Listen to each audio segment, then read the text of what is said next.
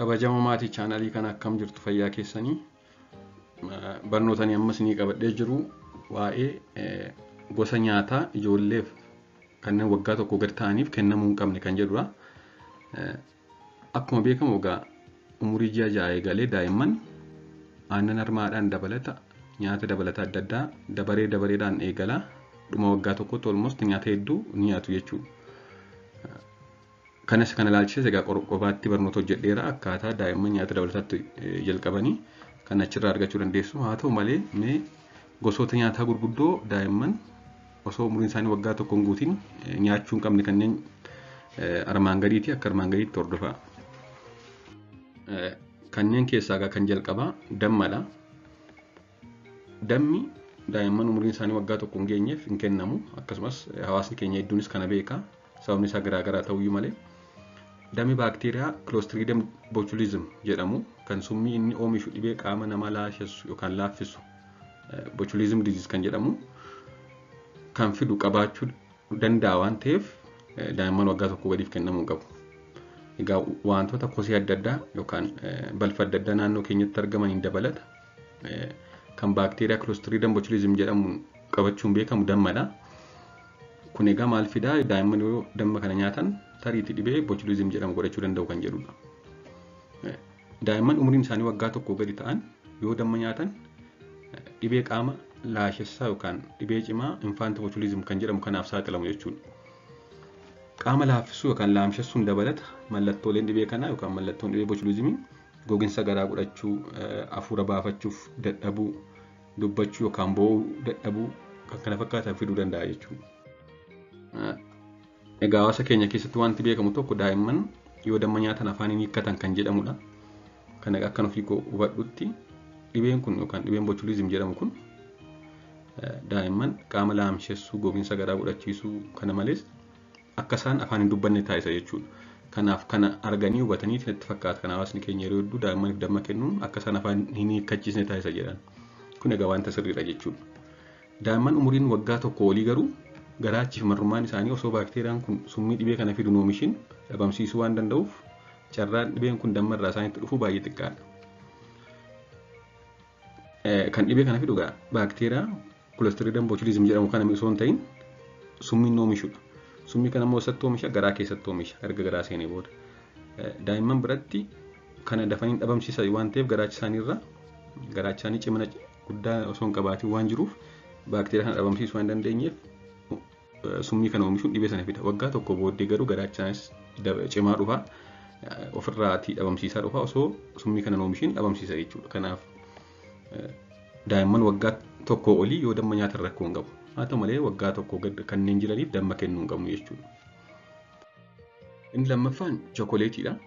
Chookoleetii egaa namni hundumtuu hedduu jaallata. Kan daa'imman immoo hedduu adda jechuudha. Baay'ee jaallatu daa'imman hedduun chookoleetii. Chookoleetiin maaliif daa'imman waggaa tokkoo gadiif akka hin kennamne dhorkama kan jedhamu kan jedhuu fi hin jalqaban chookoleetiin wantoota kaafeeniif tiyoobiroomiin jedhamanii fi sukkaara hedduu qaba. Egaa chookoleetiin wantoota kaafeenii fi tiyoobiroomiin jedhaman hedduu qaban keessaa jalqabaadha jechuudha. Daa'imman hedduminaan yoo nyaatan daa'imman umurii waggaa tokkoo gadi yoo chookoleetii nyaatan sababa hanga sukkaaraa baay'ee ta'e qabuuf akka daa'imman furdachuun ulfaatinni qaama isaanii baay'ee dabalu taasisa. Dabalataan immoo wanti sukkaaraa qabu kun immoo akka ilkaan isaanii miidhamu taasisa jechuudha. Akka ilkaan isaanii jalaa nyaatamu kan tuusdikee akka godhatan taasisa. Haa ta'u malee inni guddaan garuu isa kana miti.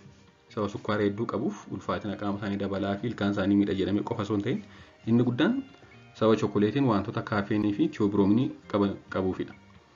Chookoleetiin keemikaala kaafeen jedhamu hedduu waan qabuuf kun egaa daa'immanitti baay'ee cimaa jechuudha.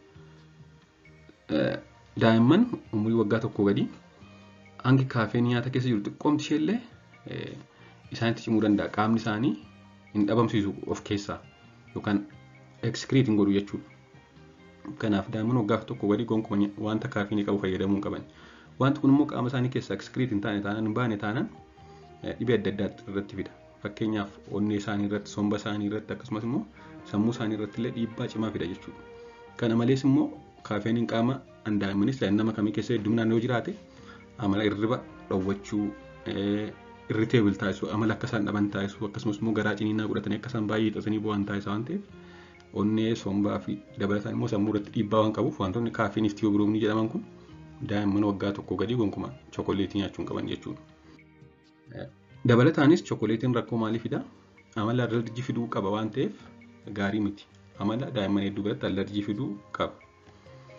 Daa'imman yeroo rafuuf jedhan chookoleetii nyaachisuun akka hirribni isaan hin fudhanne taasisa waan ta'eef galgala nyaachisuun gaarii miti. Kanneen waggaa tokko oliifu kanneen waggaa tokko gadii fi surmayyuu kennuu qabu nu jenneerra.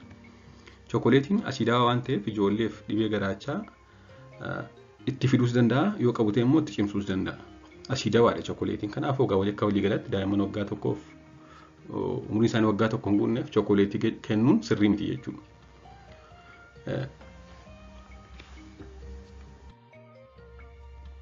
Inni sadaffaan aannan looniidha. Kanaan dura kophaatti hojjedheen ture faayidaa fi miidhaa aannan loonii kan jedhu daa'immaniif aannan loonii faayidaa maal qaba miidhaa maalii qaba kan jedhu kophaatti hojjedheen ture. Egaa umurii ji'a 6 galee aannan loonii wantoota garbiroo yookaan nyaata adda addaatti dabalamee yookaan makamee akka nyaata dabalataatti daa'immaniif ooluu ni danda'a. Qofaa isaatu hin ta'in nyaata adda addaatti dabalamee aannan loonii akka nyaata dabalataatti eegaluu ni danda'u. Haa ta'u malee hanga umuriin daa'immanii waggaa tokko guututti aannan loonii akka jirutti yookaan wool kaawwa milk osoo nyaata biraatti hin dabalamiin akka jirutti dhugsiisuun dhibee adda addaaf saaxila waan ta'eef gaarii miti. Dhibee akkamiif saaxila yookaan dhibee akkamiif saaxila isaan keessaa inni guddaan dhibee aannan loonii ijoollee waggaa tokkoo gadiif yoo kenne dhibee guddaan isaan godhatanii hanqina dhiigaa yookaan hir'ina dhiigaa aniimiyaa isa jennu jechuudha. Kunis sababa mataa isaa qaba. Sababa gurguddoo 3 qaba jechuudha. Ijoollee waggaa tokkoo gadiif akkamitti aannan loonii hir'ina dhiigaa fida yoo jenne inni jalqabaan aannan loonii elementii ayireenii jedhamu kan gosa dhiigaa seelii diimaa yookaan reed bileed seel oomishuuf gargaaru ga'aan qabu baay'ee xiqqoo qaba jechuudha. Ayireenii ga'aan qabu taanaan immoo ijoolleen immoo yeroo ariitiidhaan guddataa jiran kanatti ayireenii hedduu barbaadu. Aannan loonii immoo ayireenii hin qabu kun immoo hanqina dhiigaa akka isaan godhatan isaan taasisa jechuudha. Inni lammaffaan daa'imman umurii waggaa tokkoo gadii aannan loonii yoo dhugan yookaan kanneen aannan loonii dhugan keessaa persentaan 40 pirootiiniin aannan loonii keessa jiru marrummaa isaanii madeessuudhaan akka isaan dhiigan taasisa. Egaa dhiigni kun baay'ee guddatee kan ijaan mul'atu osoo baatu okkalti biliidingiidha. Ijaan hin mul'atu garuu maayikirooskooppiidhaan yoo ilaalle jira. Kunis sababni isaa maana kaawwa milkii koolaayitis kan jedhamu pirootiiniin aannan loonii keessa jiru garaacha daa'immanii marrummaan daa'immaniitti waan ulfaatuuf miidhuu danda'a. Xiqqoo yeroo marrummaa irraa boorii dhiigaa deeman immoo hanqina dhiigaa godhatu jechuudha. Kun egaa lamaffaadha. Inni sadaffaan immoo aannan loonii elementii kaalsheemii jedhamuu fi wantoota biroo kan akka garaachi isaanii nyaata bulleessee achi keessaa ayireen akka hin fudhanne kan taasisu qabu. Nyaanni kaalsheemii hedduu qabu akka qaamni keenya garaachi keenya ayireen ofitti hin fudhanne taasisa. Aannan loonii ofiisaa ayireen hin qabu.